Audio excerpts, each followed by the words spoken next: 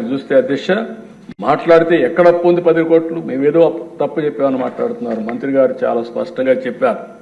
నేను ఇప్పుడే చెప్తున్నా, మీరు చూస్తే అధ్యక్ష గవర్నమెంట్ డెట్ 4,38,728 కోట్లు. పబ్లిక్ అకౌంట్ లయబిలిటీస్ అంటే ఉద్యోగస్తుల డబ్బులు కూడా మొత్తం వీళ్ళు తీసుకొని వాడేసే పరిస్థితికి వచ్చారు. 80,914 కోట్లు. కార్పొరేషన్స్ డెట్ 2,48,677 కోట్లు.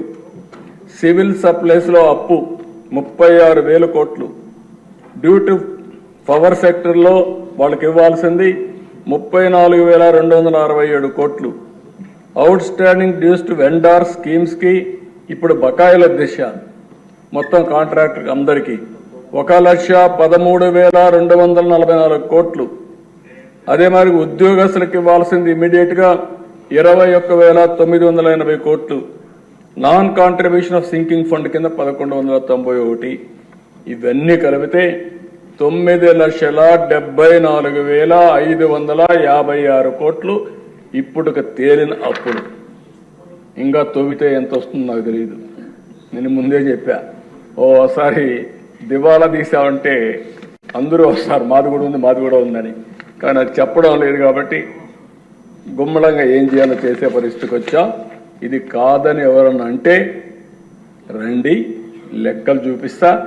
ఆ లెక్కలు చూసిన తర్వాత గుంజీలు తీస్తా.